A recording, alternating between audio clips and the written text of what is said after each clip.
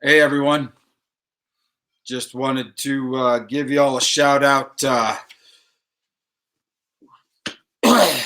Again, just for those of you who are joining us for the first time, thank you very much. And for those of you who are coming back for chapter 5 and have joined us for the first 4 chapters or any part of those, thank you so much for your support. Thank you so much for joining us here. I want to reiterate that we are, a lot of this is just to enjoy the time or pass the time maybe and try to make it a little bit more interesting while we're in jail, so to speak, in lockdown under this quarantine.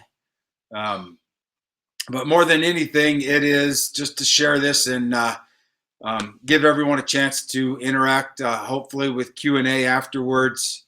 And more than that is to support a project that is near and dear to my heart. It's one that I started. It's called Shadow Warriors Project. It is a nonprofit that helps those private security contractors who serve in the shadows. A lot of guys are out there serving every day across the country, and we they don't get a lot of support. They don't have the veteran services like the military does. They don't have family support services. A lot of times the companies that they're contracting with don't provide them as much support as what I feel they need. And there's a good portion of them that are hired as direct contractors with the U.S. government that really don't have much support, if any. The only thing they depend on if they get injured is a workman's comp policy, and we all know how wonderful that is. So me and my wife started Shadow Warriors Project. You can find it at shadowwarriorsproject.org. Go there, check us out if you feel compelled. I mean, we had a great viewing Friday night. I think since Friday to now, we had over 100,000 views.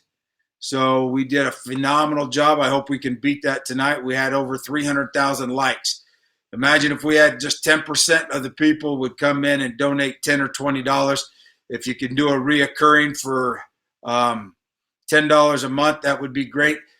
For the first 1,000 people that do a $20 reoccurring for the year or for the rest of the year, you'll receive a free autograph book of 13 hours. Also on my website, if you just want to outright purchase a copy of 13 Hours, the book should be up on my store there as well at markgeist.com. So check it out, and let's get reading. So we are on chapter 5, Overran.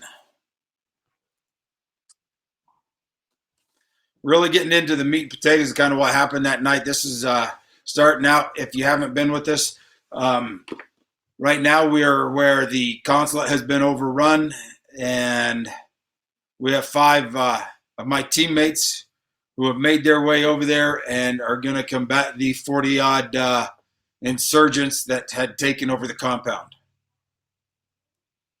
Behind the locked steel gate inside the villa safe haven, Ambassador Chris Stephen and communications expert Sean Smith cowered in the dark with DS agent Scott Wicklund.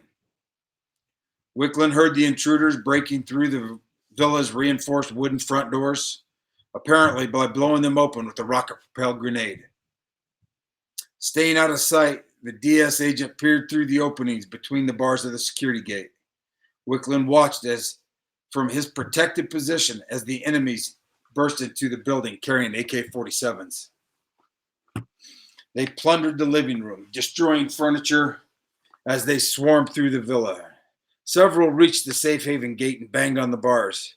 They tried to look inside, but the area beyond the gate was dark, and they couldn't see Wicklund and the 2 men he was determined to protect. The attackers attempted to break in, but the bolts and locks held. Still unseen, Wicklund aimed his assault rifle at the intruders when they reached the gate, ready to shoot if they tried to blast the door or force it open. Until they made that move, Wicklund resolved he'd hold his concealed position and his fire to avoid revealing his location in the presence of the ambassador and the information officer. Wicklund warned Stevens and Smith to brace themselves for an assault. But instead of trying to blow open the gate and enter the safe haven, the attackers moved back.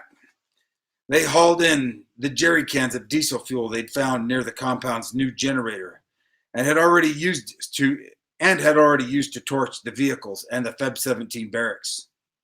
Wicklund couldn't know whether the attackers believed that the American ambassador was locked inside the villa safe haven, but it stands to reason that they knew the barred gate separated them from Americans that they hoped to reach. The attackers' intent was evident. They meant to use the Americans' own fuel to smoke them out or roast them alive. The attackers doused diesel on the overstuffed chairs, pillows, and couches, drenched the Persian rugs, and splashed the viscous fuel around the living room. As the intruders left, they set the villa ablaze. Outside, they spread more diesel to set fires against the building's exterior concrete walls. Unable to see deep into the living room from his hiding place, at first Wicklund couldn't tell what was happening. Then the light from the villa's lamps and chandeliers dimmed. The agent realized that he, Stevens, and Smith had a new enemy. The villa was on fire and rapidly filling with toxic smoke. The Villa C safe haven was supposed to provide Ambassador and the Americans short-term protection against physical attack until host country rescuers or American fighters could drive away the invaders or protesters. It wasn't designed to keep them safe indefinitely, and it wasn't built to safeguard them from fire or chemical agents. In that sense, the Benghazi safe haven was analogous in a shark cage used by ocean divers. The longer it remained in use, the greater the likelihood that killers would batter their way in or the air would run out. Time favored the enemy. Visibility in the villa squeezed down to zero. Breathable air became scarce. The smoke of burning diesel fuel is a lethal black cloud containing dozens of poisons, including benzene, arsenic, formaldehyde. The trapped Americans felt their breathing become labored. Each time they inhaled, the smoke tortured their lungs with soot, nitrogen dioxide, sulfur dioxide, and razor-like particles of hot ash. The smell of burning diesel fluid can be overpowering by itself. A scrambled sulfur and egg mixture, sometimes described as the scent of Satan cooking breakfast. Brief exposure triggers painful coughing, nausea, eye pain, and headaches. Loss of consciousness and organ damage come next. Its extended contact causes death. As the smoke intensified, the three Americans dropped to the floor of the safe haven, crawling on hands and knees. Wicklund led Smith and Stevens into a bathroom that he knew had a barred exterior window. He rolled wet towels in an attempt to seal the gap between the bottom of the door and the tile floor, but smoke continued to seep inside. Wicklund rose to his feet and opened the window in the hope of improving ventilation, but it had the opposite effect. Smoke from outside the villa poured into the bathroom, making it even harder for the besieged men to breathe. The villa had neither emergency sprinklers nor a foam fire suppression system. If the Americans hoped to survive, they'd have to get outside among their enemies, either on their own or with help. Wicklund, Stevens, and Smith pressed their bodies against the floor, gulping at the little breathable air remaining. The smoke grew so thick that Wicklund lost sight of the ambassador and the computer expert in the small bathroom. Starved for oxygen, confined to a smoke-filled room, unable to see his companions, Wicklund realized that remaining in place meant death by suffocation. The bars on the bathroom window were set in concrete, so Wicklund yelled to Stevens and Smith to follow him to a nearby bedroom. There, Wicklund knew an emergency latch might allow him to open the metal window bars from inside. Still unable to see through the foul black smoke, the DS agent crawled out of the bedroom into the safe haven hallway. He scuttled toward the bedroom. Wicklund yelled and banged on the floor as he went, using sound to guide Stevens and Smith, who he believed were following close behind. As Wicklund moved towards the bedroom, he could hear explosions and gunfire from outside. Bullets and tracers screamed through the overran compound. The American DS agents and their paid Libyan militia guards had still mounted zero resistance. Thinking that Stevens and Smith had followed him from the bathroom, Wicklund reached the window at the far end of the bedroom and unlatched the security grill. The vertical window, its lower edge about 2 feet off the floor, was about 5 feet tall and 3 feet wide. His strength waning, Wicklund climbed through the window and crumpled onto a small outdoor patio that was partly enclosed by a 4-foot-high wall of white sandbags. Through the haze of oxygen deprivation, on the verge of passing out, Wicklund grasped that he was alone. He'd somehow become separated from Stevens and Smith, while they were either in the smoke-filled bathroom or somewhere in the safe haven hallway between there and the bedroom. Maybe they had taken a wrong turn, or maybe they had never followed him into the hallway to begin with. Either way, Wicklund understood the horrifying reality. The two men he'd sworn to protect, one of them, the diplomatic representative of the United States, the voice of the president, were trapped somewhere inside the burning safe haven. And to add to his misery, Wicklund heard gunfire and believed that someone was shooting at him from the other side of the sandbags. The exhausted DS agent struggled to his feet. Wicklund hauled himself back through the villa window, returning to the smoke-filled safe haven to search for Chris Stevens and Sean Smith. At the annex, each passing minute increased the GRS operator's anger, raising with there was concern that the invaders had established defensive positions against a counterattack and tightened their grip on the compound they had overran. The attackers had used one of the oldest and most potent weapons of warfare: surprise.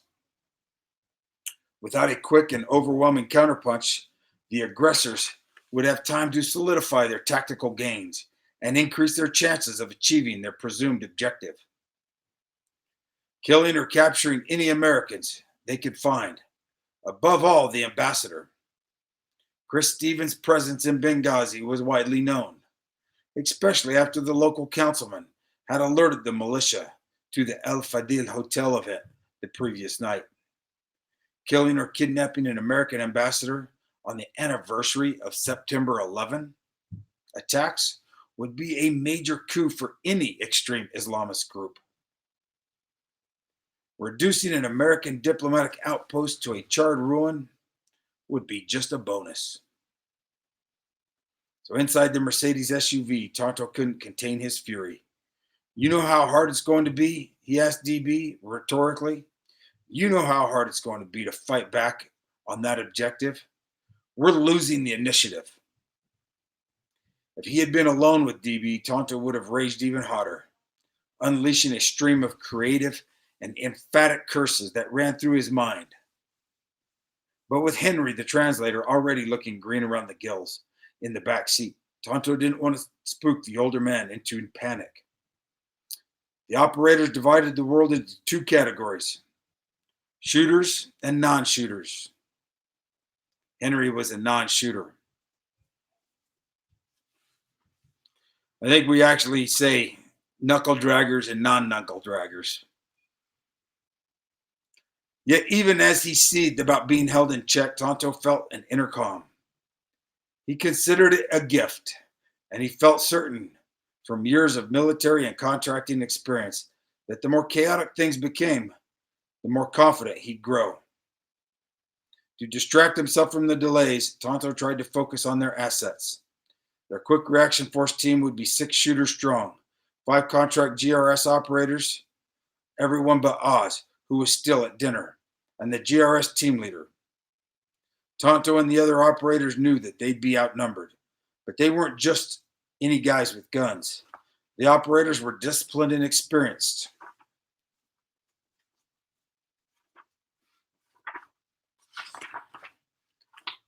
Abundantly armed and as expertly trained as any force their size on the planet. They had the protection of body armor and the advantage of night vision. All in all, Tonto liked the odds of the Annex team against what he expected would be disorderly force of raw, chanting, gun-toting radicals. That is, unless the continued passage of time gave the enemy an insurmountable edge.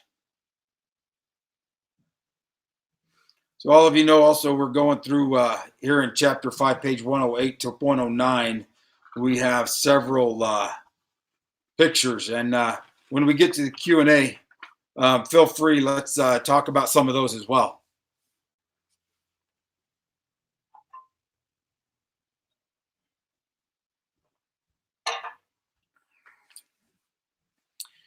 If the compound attackers had any military experience whatsoever, the GRS operators knew they'd be preparing for a counterstrike. The more time the attackers had to dig in, the more likely they'd secure the compound perimeter and organize defensive positions, at least until they achieved their objectives. They've got a hold of everything by now, Tonto groused. The longer we're waiting, the bad guys are going to be entrenched. They're going to have their bearings. In the passenger seat of the BMW, Jack sat blinking and rubbing his eyes, still trying to adjust his contacts. Even with blurred vision, he wished the delay would end and they could get to work. Ringing in his ears was the voice of the DS agent at the compound reporting the attack and asking for help. Jack twisted toward the back seat, where Tig heard the same voice in his head. "Why the fuck aren't we moving?" Tig asked, even as he knew the answer. It was plain to all the GRS operators that their superiors were still working the phones to get a firm commitment and a strategy from leaders of the 17th February militia. Tonto echoed Tig's lament on the radio. "Why the fuck aren't we moving?" En masse, they decided at the same time, for asking permission had ended. The operators climbed out of their idling vehicles and assembled in a huddle outside Building C, near the team leader, Bob, and the CIA Annex chief, and his second in command. Jack caught Roan's attention, and they exchanged incredulous, wide-eyed looks. To Jack, the meaning was clear. This delay is nuts. Worse, it's dangerous. For the guys at the compound and us, also for us. The situation is beyond serious. People need our help, and we're the only ones available, Jack thought. We need to go now. Their radios again crackled with beseeching calls from the DS agents at the compound. Talk. "Armed men. Taking heavy fire. They've overrun the compound. We're all locked up. We need help." Yet the CIA base bosses and the team leader, all talking animatedly on their cell phones, still wouldn't give the operators the go-ahead. From overhearing the Annex staffer side of the ongoing phone calls, the GRS contract operators become convinced that the agency wanted the 17th February militia to repel the attack entirely on its own, with no direct American involvement other than the DS agents already trapped inside the compound. Several GRS operators considered that wishful thinking at best, negligent leadership at worst. They suspected that they knew a motive for such idle hopes. If the operators' quick reaction force remained at the Annex, the CIA wouldn't be forced to reveal or explain its presence in Benghazi. On the other hand, if American clandestine operators and contract security employees went into combat against radical Islamists, the battle would be guaranteed to attract global attention and massive scrutiny, especially on September 11th. During his previous trips to Benghazi, Tig had experienced multiple instances where Bob, the base chief, had told the operators to stand down, even when Americans were potentially in danger, apparently to avoid the risk of exposing the CIA presence. Another factor might also have contributed to the delay. The CIA chief seemed genuinely concerned that the annex might come under fire. If all the GRS operators were at the compound, the Americans left behind at the annex would have little chance against a large force of attackers. The contracted operators, routinely treated like excess baggage by many of the CIA case officers, were suddenly the most popular Americans in Benghazi.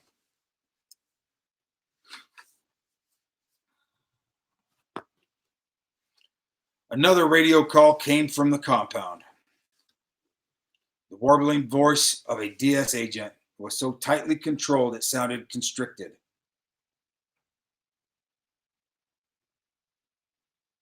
Several GRS operators sensed fear edging toward panic. If you guys don't get here, we are all going to die. That was all it took.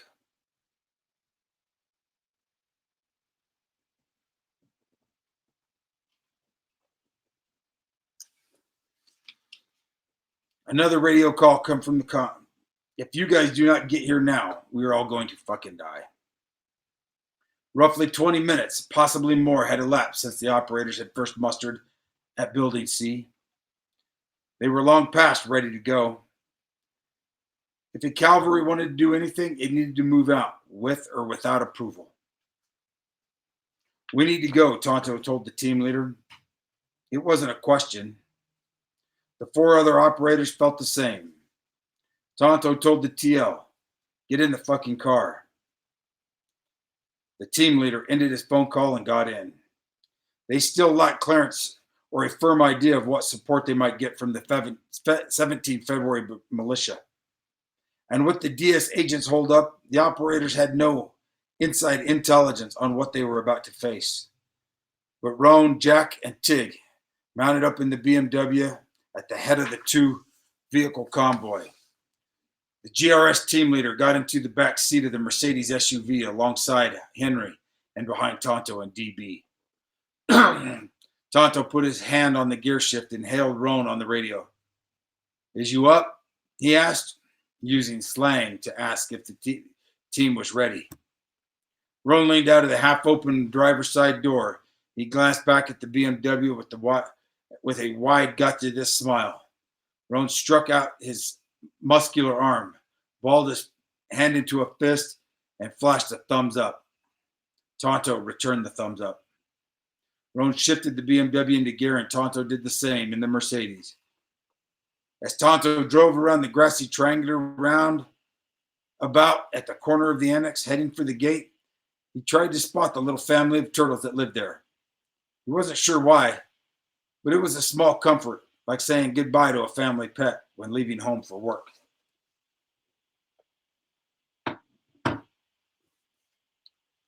During the delay, Roan had called Oz at dinner and told him to return to the annex immediately. There's something going on over at the consulate, Roan said without elaborating. Be very careful and don't go anywhere near there. There's lots of activity going on. Oz and the CIA case officer had already eaten dessert and thanked their host, but the case officer lingered over goodbye. We need to go, Oz told her over a low growl. He didn't mention Roan's call, not wanting to tip their host to what was happening. She continued making small talk. In a steelier tone, he repeated himself. We need to go right now. She shot him a look. Oz's patience had ran out. Get in the car, we're leaving. Oz called a final goodbye to their hosts as he hustled the case officer into their vehicle, a small black Toyota SUV with dark tinted windows. He explained what he knew as he turned on his two-way radio and drove toward the annex. The case officer started firing questions, making suggestions, and giving Oz directions. "You need to be quiet. Sit back and keep your eyes open," Oz told her. "You're in our world now. Let me do what I know how to do." She complied. Oz already had in mind a circuitous route that would return them to the annex while avoiding the diplomatic compound. His route also would steer clear of potential roadblocks in an area where he knew that the black Al-Qaeda-inspired flag regularly flew from an apartment building. He blended the Toyota into traffic, driving with a Goldilocks touch. Neither too hot nor too cold, neither too fast nor too slow.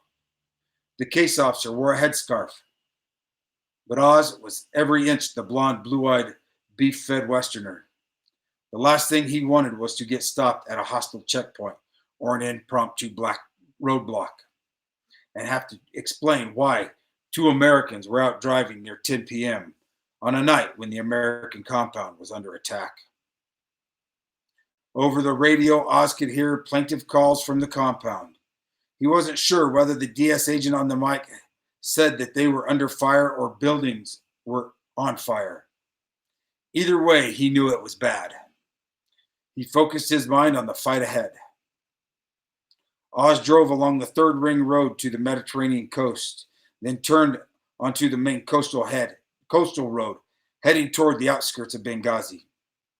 He navigated back roads to cut through fallow farm fields that brought them back into the street they called Racetrack Road, southeast of the annex. About 20 minutes after they left their host's home, Oz and the case officer turned onto Annex Road and pulled through the gate. The BMW and the Mercedes were already gone.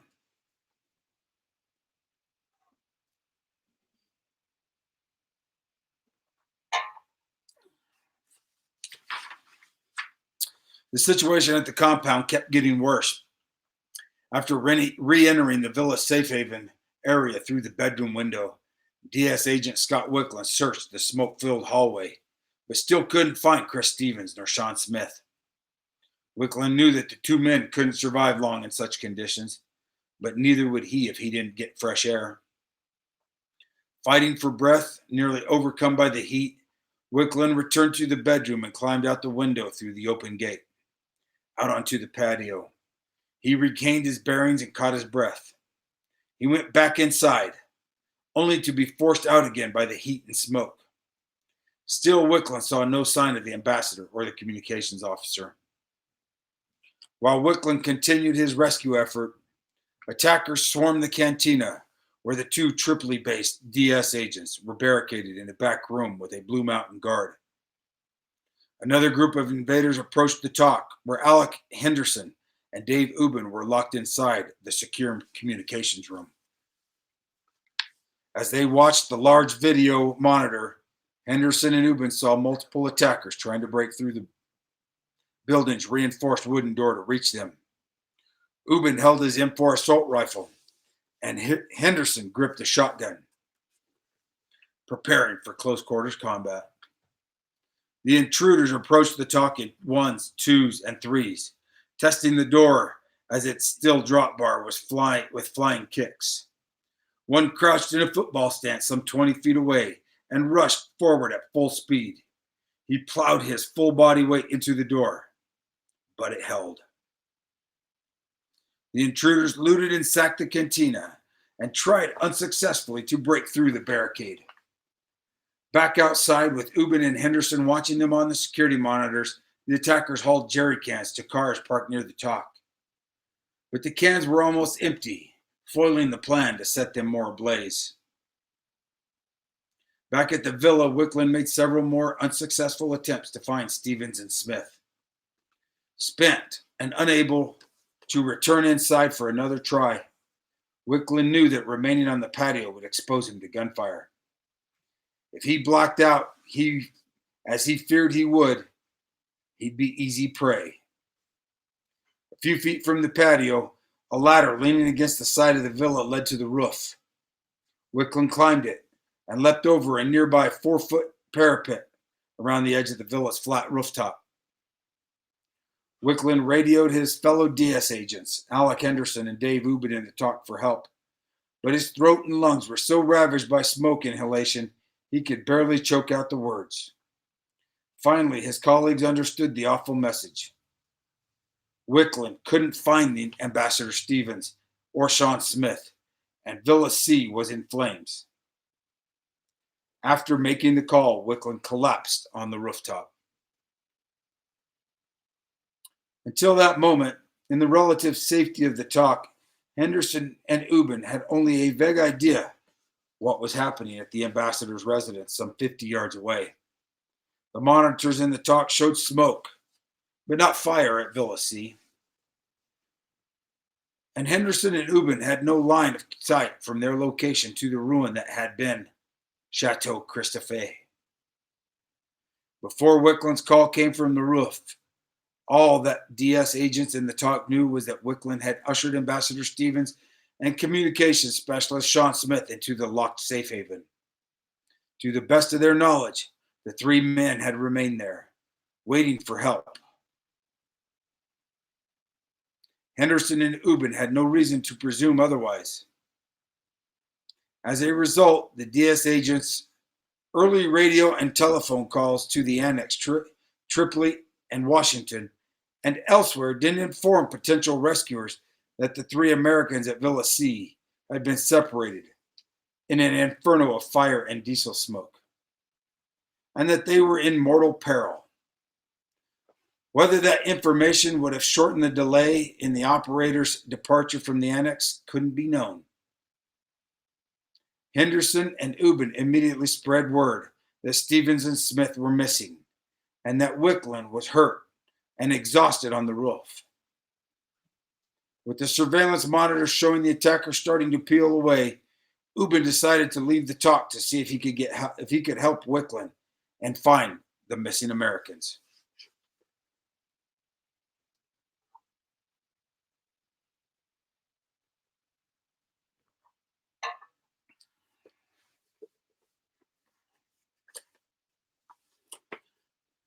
As the operators drove toward the annex's front gate, DB turned his head at the back seat of the Mercedes and peppered the team leader with questions. They had moved out without a clear understanding of an arrangement, if any, with the Feb 17 militia. DB knew that the militia had a large base nearby, and depending on their route, the operators' vehicles might pass it on the way to the compound. He didn't want any surprises or misunderstandings. How many guys are we linking up with from 17 Feb? DB asked. Do they know we're coming? Do they know what they're looking for? The team leader was unsure, but he understood the potential hazards. He got on the radio to warn Roan and the men in the BMW. Be advised, as we may be coming into friendly fire. We don't know if 17 Feb knows we're coming. Roger that, Roan said. We're going to take the back route. They reached the front gate of the annex. A guard raised the steel traffic bar, and Roan turned left onto the dark street they called Annex Road. With Tonto following about 50 yards behind in the Mercedes, Drone drove a short distance and turned right onto an unnamed road. He soon reached the intersection and turned right again onto Racetrack, driving past the dirt oval horse track as he headed west towards Gunfighter. There, he turned right a third time and headed north in the direction of the compound. Roan's intent was to minimize their time spent on the busy Fourth Ring Road. If they approached via the Fourth Ring, attackers at the compound might see them coming from a long way off. Roan's route would take a minute or two longer, but the operators felt certain it was worth it if they hoped to maintain any surprise for their counterattack. Roan had used the same route back in reverse when he and Tig drove past the then quiet compound after checking the location of the ambassador's schedule meeting the next morning. The whole world had changed in just 2 hours since then.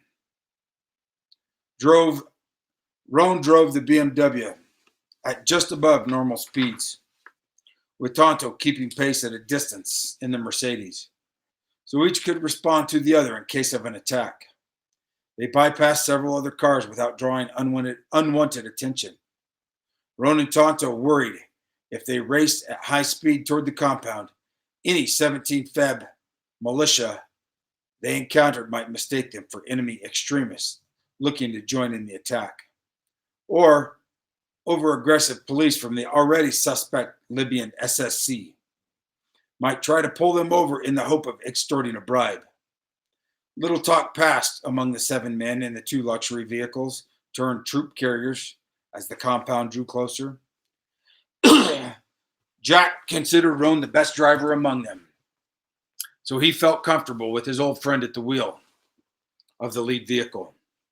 Yet he worried that they'd be ambushed along the way. His eyes still weren't focusing properly, but he kept his head on a swivel, scanning back and forth, left and right, for hostile fighters or anything that looked out of place. Tig did the same in the back seat. Jack mentally ticked off a list of possible hazards: roadside bombs, rocket-propelled grenades, snipers. Jack's conflicting emotions ran on a loop in his mind. Fuck them. How dare they attack us? Then on the other hand, I'll probably never see my wife and kids again. But that's the job. We don't have a choice. There are Americans that need our help. And wouldn't we want somebody to do the same for us? We'll never be able to live with ourselves if we don't make an effort. Finally, he came full circle on his enemy. Fuck them. Shortly after the 2 quick reaction force vehicles left the annex, a DS agent from the compound came onto the radio again. This time, he made no effort to disguise the panic in his voice.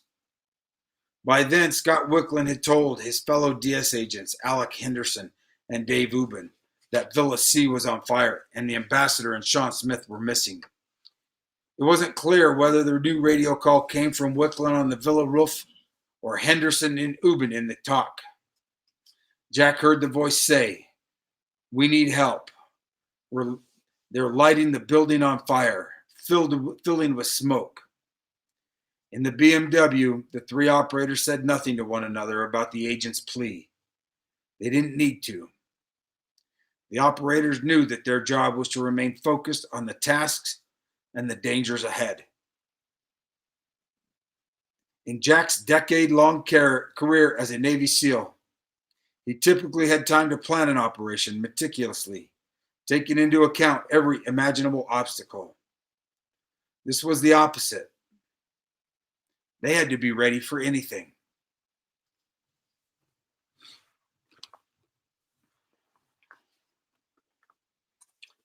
Traffic was light on Gunfighter Road, or as the locals called it, Sharia al-Andalas. Then the operators approached an intersection where they'd have to cross the 4th Ring Road. Cars were stopped and pedestrians milled around. Roan and Tonto slowed the vehicles and passed cautiously through the intersection. A few hundred yards ahead, in the pitch-dark corner of an east-west gravel road that led from Gunfighter to the front gate of the Special Mission Compound, Jack saw a group of Arab men with weapons standing around several vehicles. Some of the men wore black ski masks. Jack spotted a technical, a pickup truck with what he thought was a mounted heavy machine gun called a Dushka, which is a 12.7 millimeter belt-fed machine gun. From the back seat, Tig thought it might be an anti-aircraft gun. If Tig was right, it would be useless in this fight because it only pointed skyward. If Jack was right, a Dushka could blow them clear off the road.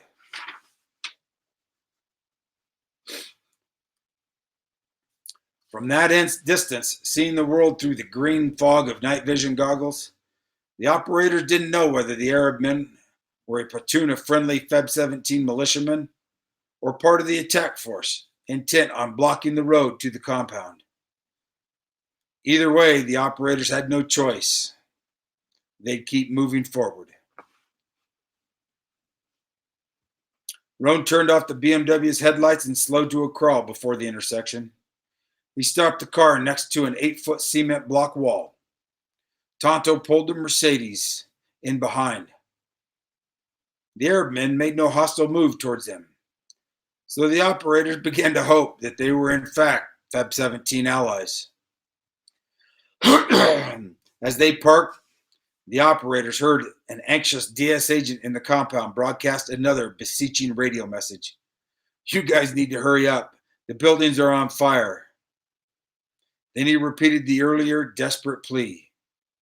"If you don't get here now, we're all gonna fucking die."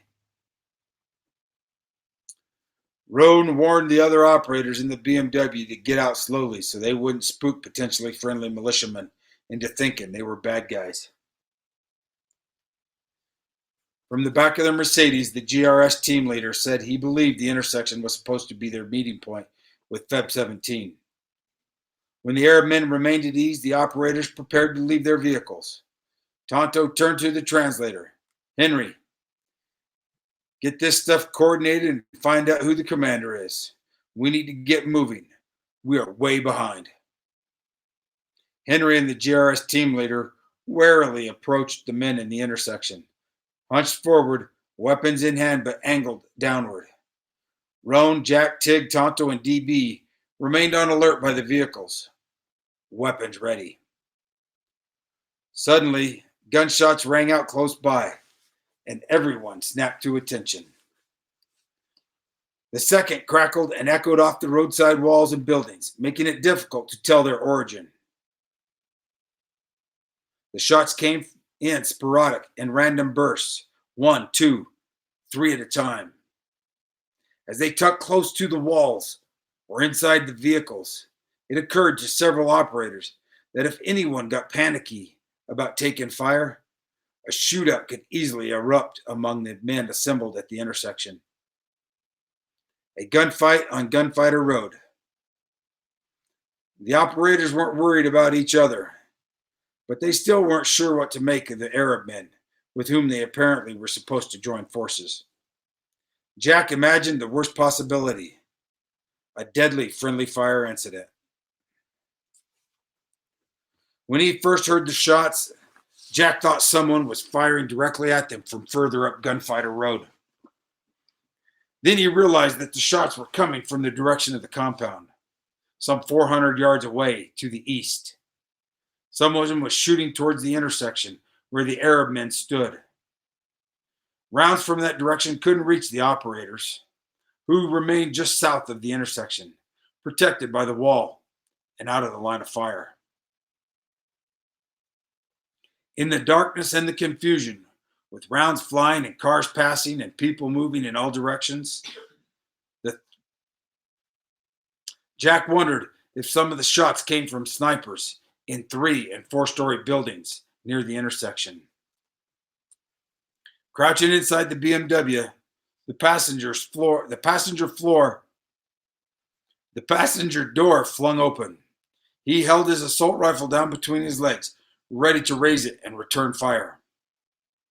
Henry and the team leader were relieved to learn that Arab men at the intersection were in fact 17th Feb militiamen, and that their commander spoke passable English.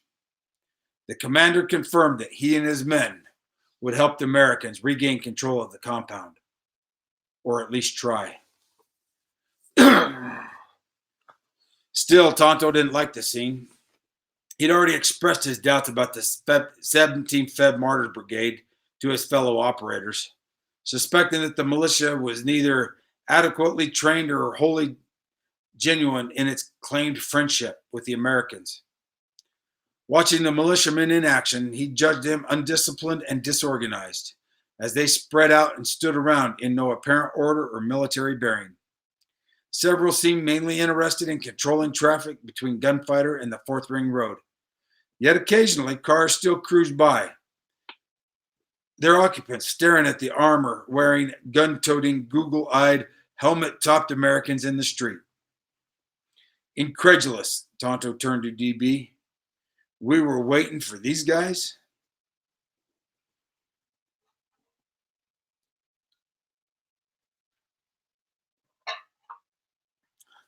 The only militiaman who impressed Tonto was a black African fighter in a ski mask.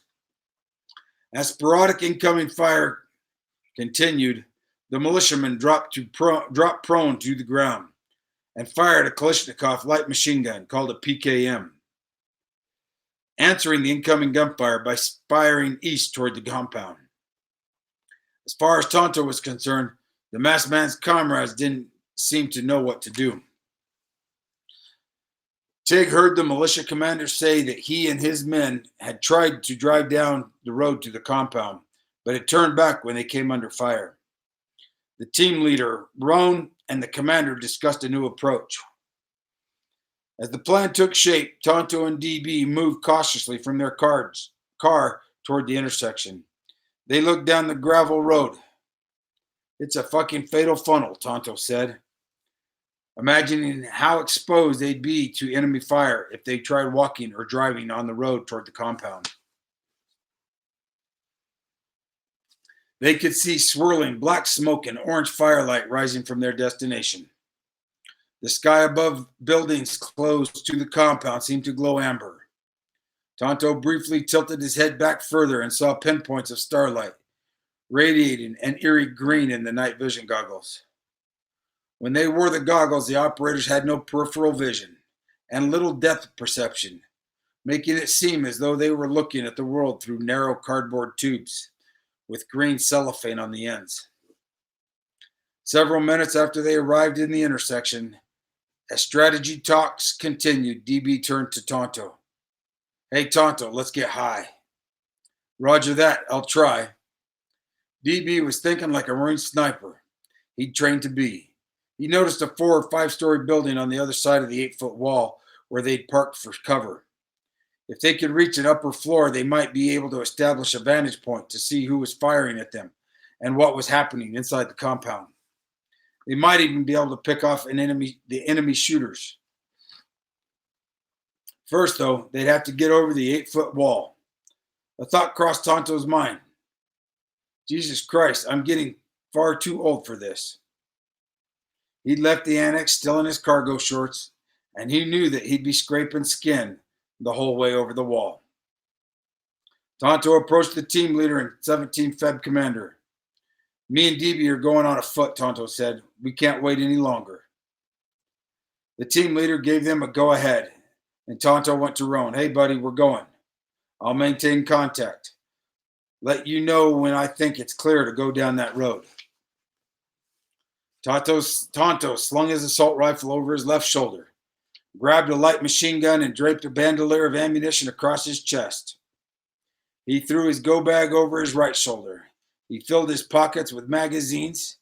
As he finished jocking up, Tonto caught sight of 2 young 17 Feb militiamen with AKs watching him.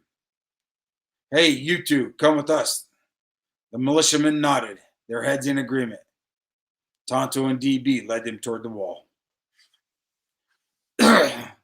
Locked inside the compound talk, DS agent Alec Henderson continued to communicate with Annex, the embassy in Tripoli, and the State Department in Washington. He spread word that Scott Wicklund was suffering from severe smoke inhalation on the roof of Villa C, and that Chris Stevens and Sean Smith remained missing. He described the fires and the attackers roaming the compound. DS agent Dave Ubben knew that they needed only one agent in the talk to maintain communications. From what he and Henderson could see on the monitor, it looked as though the attackers had moved away from the talk and the cantina after unsuccessfully trying to reach the Americans inside both. If Ubben could get to the 2 Tripoli DS agents still barricaded in the cantina with a local guard, maybe they could team up and find the lost men. He described his plan to the agents in the cantina via radio. In full combat gear, weapon in hand, Ubben cracked open the door of the talk and threw a smoke grenade onto the brick walkway, separating the talk from the cantina. Henderson provided cover as Ubben prepared to leave. Using the white smoke to conceal his movements, Ubben ran across the walkway and inside the looted cantina. Making his way through the ransacked building, Ubben found the room where the two Tripoli DS agents were waiting. with the Blue Mountain Guard. They moved the barricade that they had out, kept out the attackers, and the two Tripoli DS agents joined Ubin in an effort to reach the Villa C. They told the local guard to stay hidden in the cantina. Unsure of where the attackers might be, and going on foot seemed like a death wish. Outside the TOC was an armored vehicle that the attackers had failed to burn when they ran out of diesel. After retrieving the keys from inside the TOC, Ubin and the two Tripoli-based agents leapt in and drove the short way to the villa. They ran to the patio where Wicklund had come through the open bedroom window. The three DS agents climbed the ladder up to the roof and found Wicklund vomiting from severe smoke inhalation and on the brink of unconsciousness. Desperate to find Stevens and Smith, Ubin and the two Tripoli-based agents scrambled back down. Noxious diesel smoke still filled the safe haven. Visibility remained poor. Two of the agents set up a defensive perimeter to guard the window, while the third went inside, crawling across the floor to search for the ambassador and the communications expert. He could only remain inside briefly before the lack of air drove him back to the window. Ubin and the two other DS agents rotated between the grim, strenuous search duty and manning the defensive perimeter. Each time one man came out of the villa breathless and empty-handed, a new man went in.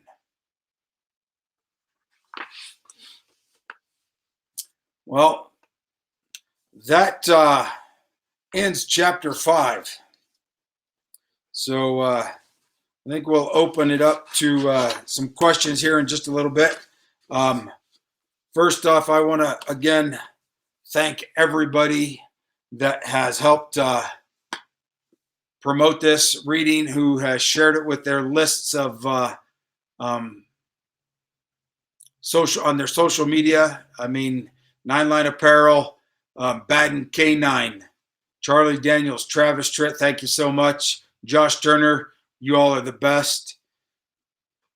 Coat of Arms, Coat of Vets, thank you so much. Thanks also for all you guys are doing out there for all our veterans, as well as all you other organizations that I may forget to keep on.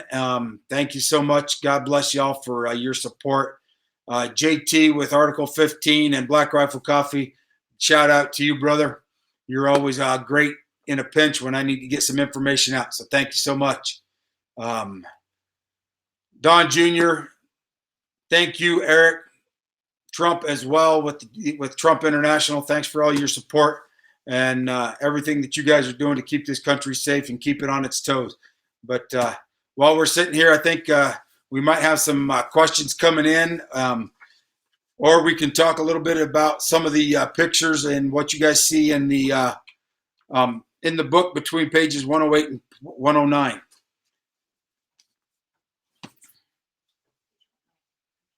That or my phone if you didn't get it. Okay. So my beautiful assistant is taking questions as well. So far, we don't have a whole lot of them. So come on, guys, let's reach out. But thank you to my wife. Tom Zelinsky. How do you fight alongside someone you don't trust? Mind-boggling.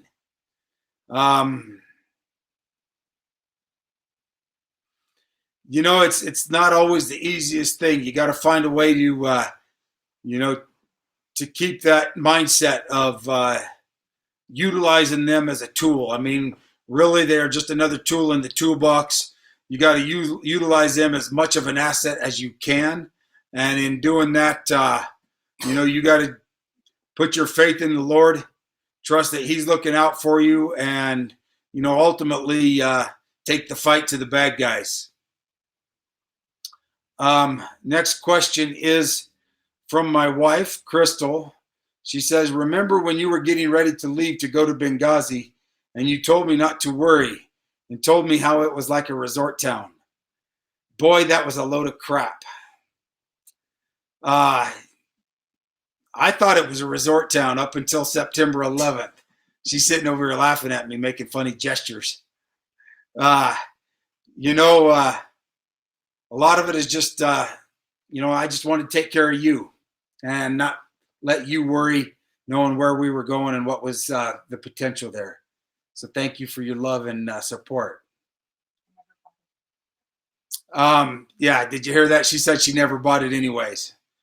Hey, Willie Myers, a fellow contractor. He asked, how are you doing, brother? Willie, thank you so much. God bless you. Thank you for being who you are. Willie, look him up. He's got a wonderful book out that he partnered with several other people on. Give a shout out to that. Willie is probably one of the toughest guys I know. Willie, just give you guys a little bit of background. I hope this is okay, Willie. If not, you can punch me later if you can catch me. But Willie was serving in Israel and was injured over there in a while he was training, and ended up fracturing his neck at the C4, and he became completely paralyzed. During that injury, what he was doing, he was swimming to keep his physical fitness up, got caught in an undertow. Then a wave came over and threw him into the ocean floor. He ended up drowning pretty much.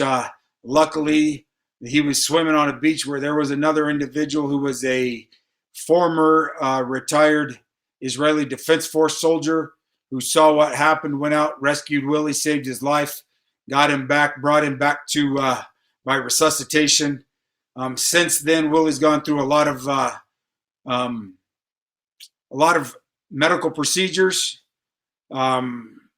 He was one of our first guys that we really helped out with Shadow Warriors Project. Willie was denied services by the workman's comp folks. In their wonderful judgment, they deemed that Willie wasn't working while he was over there.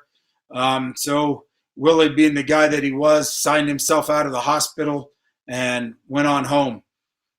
We found out about that, and we were able to get him back into the same hospital. And we got to thank and give a shout out to Charlie Daniels and his group for helping us with that. Got Willie back in there evaluated, and correct me if I'm wrong, Willie, but I think it was this last year around September, Willie had taught himself to walk as good as anybody can, and was able to climb Stone Mountain outside Atlanta in Georgia. So Willie, you are the best. You're an inspiration. God bless you for all you do. Thank you for reaching out. Tammy Hawthorne, does anyone know what happened to the interpreter? As far as we know, the interpreter, and I explained this a little bit before, in the movie, the difference was that the interpreter was a local, where in actuality, the interpreter that we had was a U.S. citizen as well as a U.S. government employee. So he came back and went to work again. Larry Kinzer, what were you doing to prepare the annex?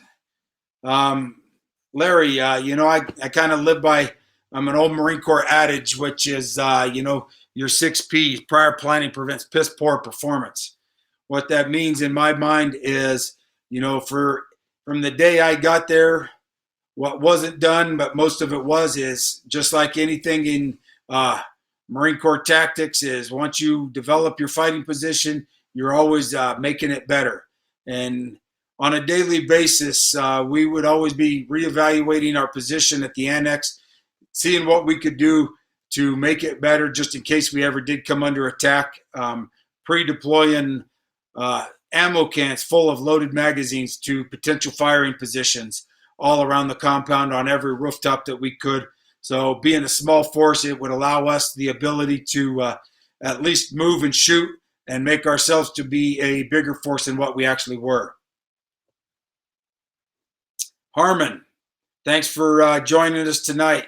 Harmon asks, what were you thinking when you got the call, and how did you remain focused? When I first got the call, wasn't sure exactly what it was. Just knew that it was important uh, because Tyrone or the team leader wouldn't have called, wouldn't have alerted me to break up a meeting if it wasn't something that was of some significance. So at that point, my mission became one thing, and that was to make sure I got the female case officer back to the annex. And as we got into the vehicle and left the compound, that's when we were able to turn on our secure communications. And in doing that, that's when we found out a little bit about what was happening and how severe the thing was. In knowing what was going on there, I immediately understood that these militias, both the ones that were attacking there and these other ones that were either friendly or unfriendly, they start setting up checkpoints. So it was my job to make sure that I got her back as fast and as safe as I could without running into any bad guys. And it's just keeping your mind on the mission. You have a job to do, you take care of it, you don't worry about anything else like that. And for me, myself, it's also putting my faith in Jesus Christ and the Lord above. He's picked that day and how that's going to happen. And should it come, it comes. If it doesn't, then, for me, two things were going to happen. One of two things were going to happen that night. And it was either I would die and get to go home and be with the Lord, or I get to live and come home to be with my family. Thank goodness that the Lord chose that I get to come home and be with my family. But that's really kind of how I myself kept focused, both then and any other time I had served in any high stress situation. Paul Kitko, Oz, did the guys who went to the compound continue to update you with what they were doing? Yeah, they did. As I got back to the annex, I took over security there. And, any fears that I may have had probably were around that of worrying about how I, as a single individual, with very little help there, was going to be able to defend the annex. So from the rooftop, I could see the tracer fire going across the night over at the compound at the annex. Over at the consulate. I could listen to the radio about what was going on. I didn't really ask for anything. Because I knew they had to remain communications and keep their communications open themselves. So I hope that answers your question. Next on here is Ray Hammond. Ray asks, did the team lead choose not to be represented in the movie? Well, the team lead, that was one thing that he was still working.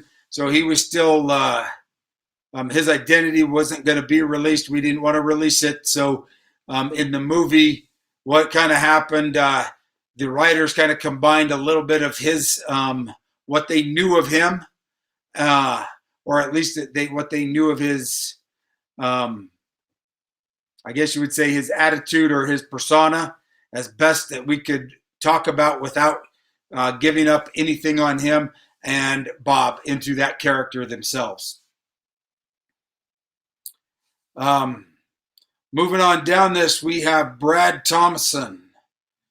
So you haven't booked a vacation back to Libya. I hear it's corona free. I like that, Jim. Yeah, I haven't booked one back yet. It's at the bottom of my list. But since then, Libya has failed as a state, failed to take care of their people, especially in Benghazi and Derna in the eastern part. It's quasi civil war there almost on a daily basis. So, if it's anything, what we've learned from that is the Arab Spring and supporting that. Sometimes the after effects are far more worse than what would have happened had we not got involved in the first place. But that's just Oz's opinion. Next, we have Julie Poole. Thanks, Julie, for reaching out, for joining us tonight. Julie asked, do you think you were portrayed accurately in the film? I thought they did a great job. Max Martini, he's became a good friend. We stay in contact on a regular basis. Um, you know, he really it really kind of opened up my eyes to what actors do to really get into these parts that they play when really they're playing living people. They have to portray that person and everything about them as much as possible. Because when I first met him and we first started talking about the movie and how he was going to portray me, he started asking me questions about when I was young, growing up, and a lot of things that were around that had nothing to do with Benghazi. And it was one of the questions I had asked him. And, his thing was, I want to get to know you, not just what you were there, but before, because that's going to help me portray you in a more authentic character, if at all possible. So, I give a shout out to Max. I mean, Max he did a wonderful job acting. He's a great actor. He's also a great producer. He's got a couple good films that he's produced since then himself. And, a great shout out to him as being a director and a producer. So God bless you. Thank you, Max. Mike Trent. Mike, the movie made it seem that the female case officer became sympathetic and appreciative. Did that really happen? Also, as far as you know, are most of the case officers still in the State Department? She did. I mean, she was portrayed very accurately from what I know of when she was below without me being there. She was always very sympathetic. Once the gunfire started, she knew that we were there to take care of her, to protect her, that it was us who was going to get her out of there. And she knew that she could be an asset to help with that. Not only did she help with trying to get any of the assets that she may have come across while she served there, but she was one of the ones who was the first to react after I climbed down off the rooftop injured, which we'll get into at a later time, and kind of was instrumental in making sure I got taken care of. So a shout out to her, definitely. As for all of them that are still working, I'm not going to go into that too much. That's up to them if they ever want to talk about anything or if they what they did with State Department or anything like that. So I know that they served this country honorably. They served it greatly. We all had our little impasses that were there, but that's because you have a bunch of people who are trying to everyone's trying to do the right thing or what they think is the right thing at the time. So God bless all of those that served there. Joe Garcia, back at you again, is back with us. Said, did Bob ever try to stand up for you guys to try and help keep your security clearances? Can you give us information on what he was like? In the movie, he seemed so weak and lost. Joe, that's a great question. After we got back, after I recovered from my injuries. I never talked with Bob at all until we had to get together to on when they put the new stars on the wall at CIA compound, and all he said to us was hello. Wasn't much conversation there. Did he try to help? I don't know. Couldn't say anything about and respond to what happened behind the scenes regarding our clearances or anything like that. Bob was a lot of what Bob they did. They represented for Bob in the movie was wasn't necessarily that relationship I had with Bob. I think I had a different relationship with him, having a different type of experience in my life through being a chief of police and law enforcement. Heavy as the crown, or heavy as the head that wears the crown. Bob had a lot going on. I don't defend his delaying the guys, but I wasn't there. But I do know that the guys made the right decision to go when they did. Bob should have supported that before, and the one thing Bob should have done is he should have got to know his guys instead of kind of hold us at arm's length at all times. Bob was that one that didn't, I don't think he understood our capabilities or failed to want to know what our capabilities were, because to them or to him, it did seem like, as the movie portrayed, that we were kind of not necessarily always the top of their list when it came to being supportive.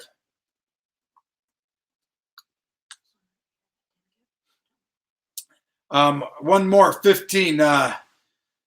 Roger, a good friend of mine. Roger says, thanks for all you do for your fellow veterans in your community. What scene would you say the biggest difference between movie and reality? I would have to say the biggest that probably impacted everything in the persona of what happened, was one of two scenes. Was either the bus bomb. As I explained, the bus bomb didn't happen. That was explained to me by Michael Bay, that his reason for putting it in there was his goal was to make sure that build up the anticipation of what was to come, because everybody knew that there was another attack that was bigger than that. And with that being there, it was his way of kind of keeping the way he explained it, his words were keeping the viewers' butts in the seats. Because ultimately, the goal of the movie is to get everyone to stay there throughout the whole thing. I think for me and for Tig, one of the biggest parts of the or biggest difference would be on the rooftop after the third mortar hit. We were fighting from 4 rooftops, and in the movie it shows us all fighting mainly from 2. So, it was me and Ty and Glenn, and then Dave Ubben on the opposite corner. And, Tig, giving a shout out to him. Tig, after that third mortar hit, before the dust is even settled, he was the first one who came up on the rooftop before anything had settled, knowing that guys were injured, possibly majority of us were dead, but he didn't have to do that, but he did. He didn't waste any time because he knew that he could make a difference, and getting up there sooner was better. Tig got up on the rooftop. He saved Dave Ubben's life, I'm sure, by getting the tourniquet put on his arm, because Dave's arm was about blown off like mine was, which we'll get into later, as well as his left leg. And Tig immediately came over, was able to identify that I was still alive, helped me get a tourniquet on my arm, saving my life, and was the first one to do any medical for Tig or for Ty and Glenn, trying to save their lives before, irrespective of anything, any danger to himself. Because there's no telling if the mortars were going to still come, if the bad guys were going to open up again. Tig didn't care about that. If it was up to me, Tig should be getting the Medal of Honor, but for contractors, they don't have that. In the CIA, they do have an award called the Intel Star, and unfortunately, it wasn't given to Tig as it should be and should have. But it was given to Bob and to our team leader. So I'll give a shout out to them for doing what they did to earn it, whatever that may have been. And I say that all tongue in cheek. So, hey, Roger, thanks for that question. And also thanks for all your support. Roger's a great supporter of Shadow Warriors Project, and a great friend. Be up there to share. Be up to meet up with you soon. Need to share a whiskey and a cigar, I think. I think we have a few more questions coming in as well. This one is from Kevin Underwood. Kevin says, thank you for your service for our country, watching with my dad when things were at its worst. How did you find the strength to make it through the night? Stockton Underwood, 15 years. I think back on that night, often when people ask that question, for me, there was no other option. It was refusing to lose. I just, anytime I approach something, no matter how difficult it is, I'm just a hard-headed jarhead. And the Marine Corps, growing up with a Army veteran who had 5 Purple Hearts, a Silver Star, Bronze Star, grandfather, 3 uncles that served in the military. I mean, there was no quit. There was no giving up, because if you did, to be quite honest, one of my 3 uncles or my grandfather beat the crap out of you if you decided you had any failure in your mindset. And that was just something that was always ingrained into me from being a young child. I mean, I grew up farming, ranching, and that was just the way it was. And you just didn't give up, because the only time you ever lose, as my grandfather would say, is when you give up. If you're still moving forward, you're still fighting. As he said, stay low, keep your feet moving. If you quit doing that, that's when you fail. Thank you for that question.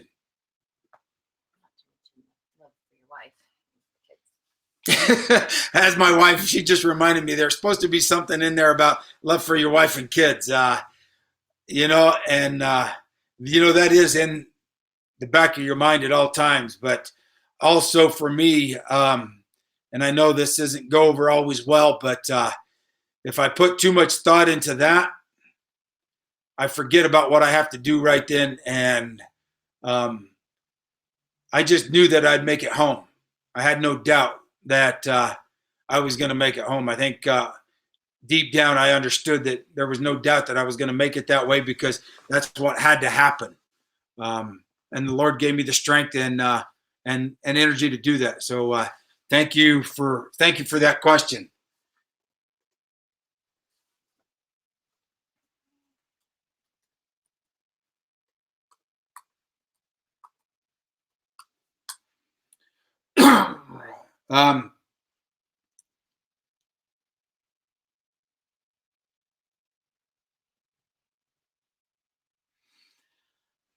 Looks like we've kind of got all the questions answered. Let's see, we just had another one. Kenneth Whitman jumped in and said, again, was the chief as bad as he was made in the movie in real life?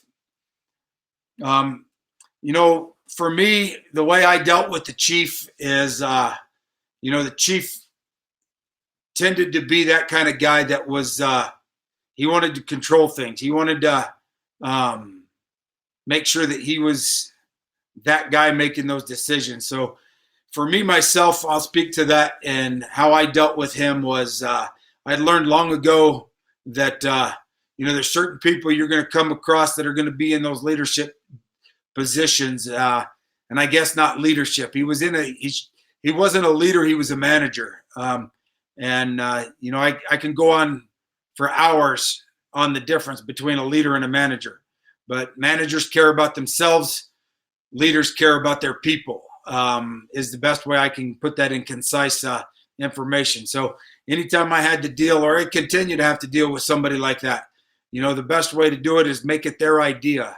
And it takes a lot more work to do that. But, if you can make it their idea, then you still get what you want to do done.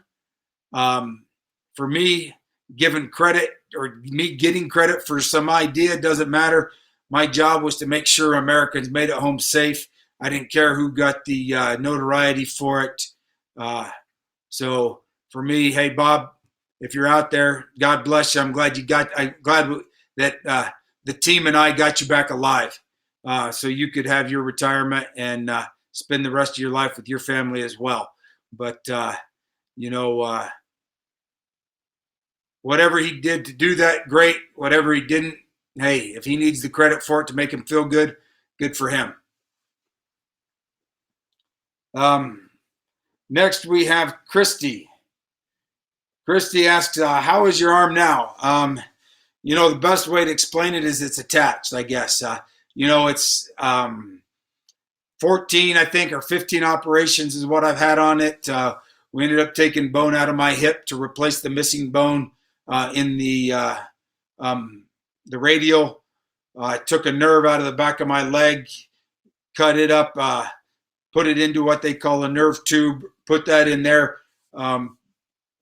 Was able through several more operations to get my fingers moving. As you can all see, we took to get my thumb to be able to kind of move over and grip anything. We ended up taking a tendon out of the back of my off of the back of my hand into one of the other fingers, wrapped it around, hooked it to the thumb, got it to work. It hurts every day. It's going to hurt for the rest of my life. I definitely know when the weather's going to change, but I praise the Lord for allowing the doctors to have the knowledge and the expertise and the will to put it back together. And I'll talk about it a little bit later when we get into the end of the book. But probably the first life saving I had outside of Tig and another medic that was on the plane with me was Libyan doctors in a Libyan hospital got me put back together before I got flown to Germany and had another operation getting back once I got there. But I think for me, I really fully expected to wake up from that surgery and not have my arm attached because, it was a little bit of meat and bone or meat and muscle and tendons here and the skin on this side that really kept it attached. So, I had a tourniquet on for roughly from 5:15 till almost 10:15, 10:30 in the morning before I got to First Medical.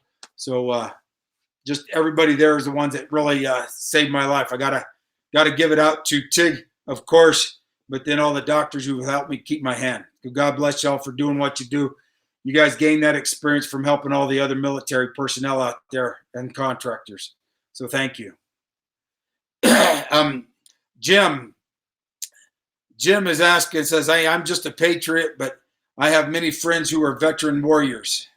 What advice would you give someone who might be suffering from PTS? Jim calls it PTSD. Jim, I don't call it PTSD. It's not a disorder. It's just an injury. We need to start treating our brain as as what it is. It's another muscle in our body.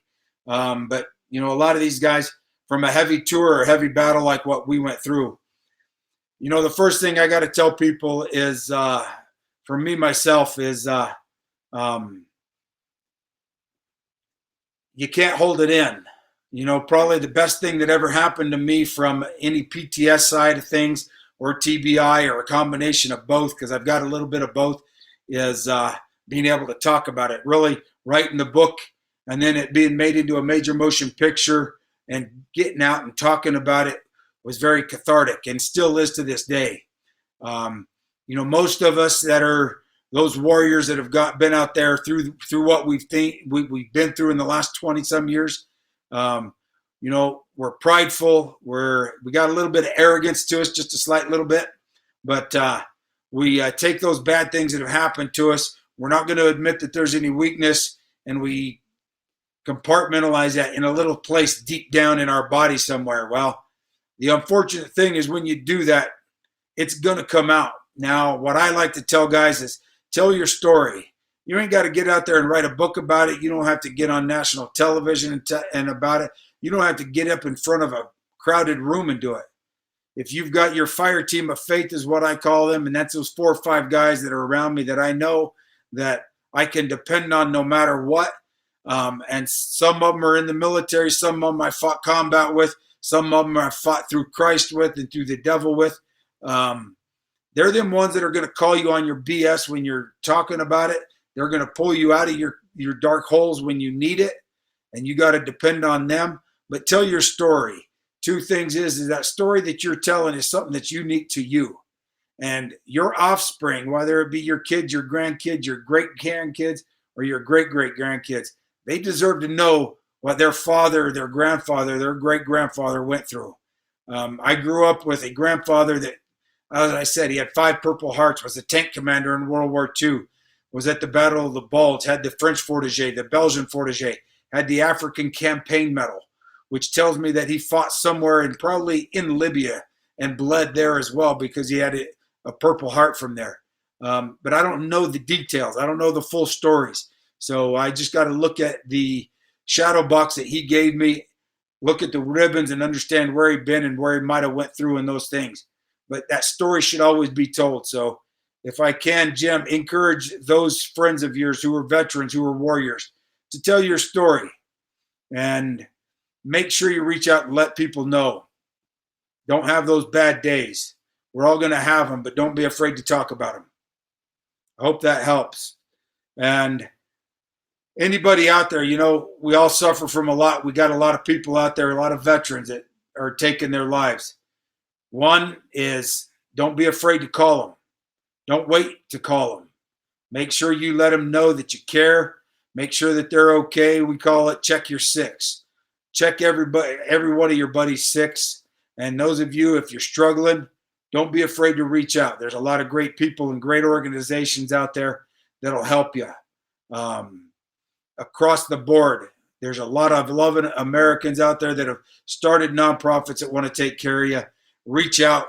Don't let it get to where you think the only solution is that permanent solution, because all that is a long-term solution to a short-term problem. So make sure you're calling and talking to people. Chad. Hey, Chad, thanks for joining us. Chad asks, what is your take with Judicial Watch and their actions? I pray that they get somewhere.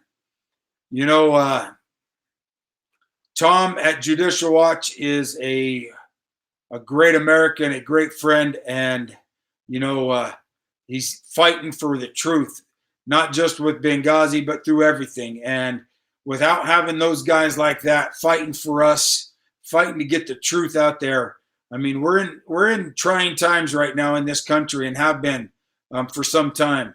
I mean, with this country is split down the middle between left and right, between good and evil. We have people who want to change the Constitution. I don't really want to get into the politics of things, but we've got to be up there and stand up and fight for it. If anybody has any questions from the political side of things, I'll give that to you offline. You can reach out through my website for that. But thanks for the question, Chad. Kobe says, why is Tonto played by a 6'4" actor when he looks like he's 5'3"? Haha. No idea. But I will say this much. Outside of the size difference in their height, I will say that from a personality aspect, you couldn't ask for a better actor to play Tonto.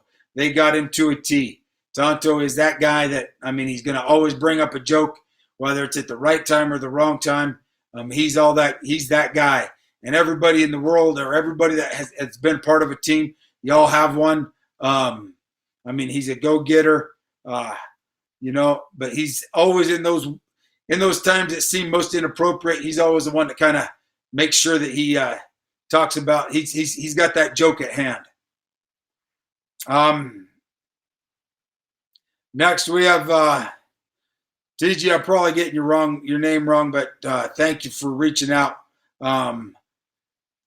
He asks, thank you for your service. What do you think of people of younger generations? What do they need to know about leadership? A lot of you youngsters out there have not had the experience with true leadership. Leadership is about everyone else. It's a selfless act. It's not about seeing yourself get higher up in rank or higher up in a job, anything like that. It's about making sure that you take care of your people. In the Marine Corps, we have 14 leadership traits, and it's judgment, justice, dependability, integrity, decisiveness, tact, initiative, bravery, unselfishness, courage, knowledge, loyalty, and endurance. Those are all things that you have, and those are traits that every leader needs to look at and develop and continue to develop them. You also have knowing yourself and seek self-improvement. You always want to be a great leader to lead men, but you don't. What you want to be is a great person who provides leadership. And you don't have to be the person in charge to be the leader of a group. Look inwardly and be completely honest with yourself. How can you become a better person? The other thing is never forget your men. Always keep them informed.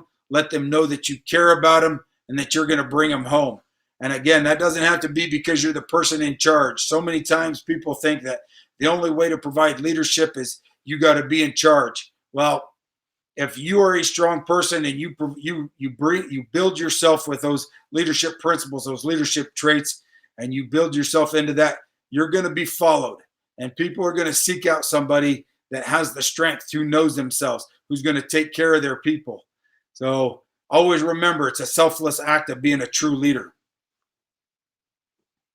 Kyle Schamberger, what is your thoughts on those guys who wanted to join but were denied the opportunity? I think the Lord gave us each a job in life. He gave each of us a mission, and each of us are going to have to follow that. Being a patriot, being a warrior, being an American doesn't always mean that you have to serve in the military.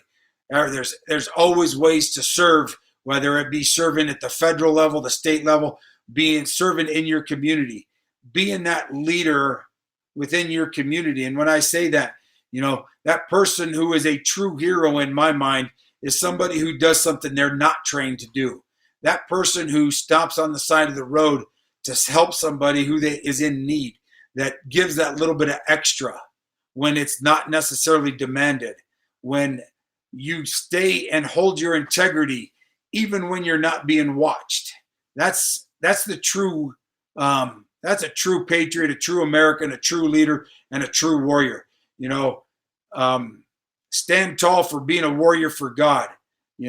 Stand tall and be a leader and a warrior for Him, because we're going to need that as we move forward through this, through the crises that we have, is that faith and that encouragement and leadership and knowledge of people who want to be strong. You don't have to be a strong person just to be in the military. So feel free to jump on that and show yourself, and that integrity, that enthusiasm, that knowledge, that selflessness, that courage, all of those things. Next, Harmon. Harmon, thank you for joining us. What is the role of the dog that you've gotten from Baden Canine? Also, I'm very glad I've been able to meet you twice, and you're an amazing person. God bless you. Harmon, Roan is my protector. Roan serves a lot of purposes. Roan obviously is named after Tyrone Woods. That was his call sign. Roan is a female Malinois, and her purpose is, as a service mobility dog, to help me get around when I need that help, to also be there as that animal, as Roan was himself, as a leader, as a protector, and always bringing a little bit of sanity to those situations where insanity is boiling at the edge. And it was a pleasure to meet you as well, Harmon. God bless you for being the person that you are as well. Thanks for your support. I think we're getting to the last of the questions. If I'm going to stay on for just a little bit, if people want to stay on, I just want to give another shout out to everyone. If you can, those of you who have donated already to shadowwarriorsproject.org, to our nonprofit, thank you very much. Anybody else that can find it in their pockets to help out, I want you to know that what you're doing is you're helping a family, and you're helping a warrior who doesn't expect it, won't ask for it, and usually tries to turn it away. Most of when we find somebody who's in need and we reach out to them, the first thing they want to do is minimize what the damage or the struggles that they may be having, take as little as possible, because they want to make sure that there's still funds there for somebody else. And what I try to encourage them, because I know that there's a lot of people out there and that are supporting us, that are helping us, is they don't need to worry about us getting donations. And I encourage them to help let us know what we can have and what is there, because we're going to help them out. We're going to do everything we can through the grace of our heart and the grace of everyone out there, like you all who are helping out. A lot of what we've done so far, to give you a little bit of background on it, as we've got a family. The husband got killed a little bit over a year and a half ago now. Got blown up on a pressure plate while he's chasing bad guys through the mountains of Afghanistan. He left a spouse with 5 children. We're making sure that they don't get the doors closed on their house, that they get to live the life that they want. We're going to make sure that there's some money in there for college. Ideally, I'd love to give each one of them a full ride scholarship.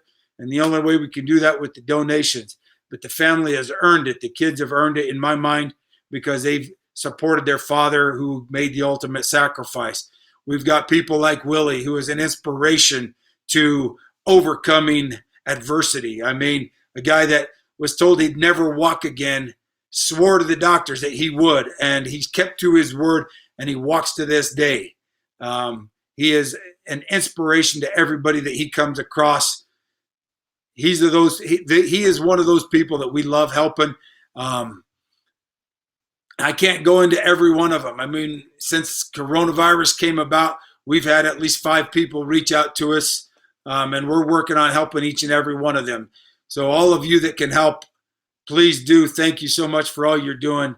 I'm going to go ahead and sign off of here, but I just want to say thank you very much, and I hope to see you all come Friday evening, same time, same bat channel, and we'll be here starting at 7 o'clock Central Daylight Time. So please join us again. God bless y'all. Thank you so much.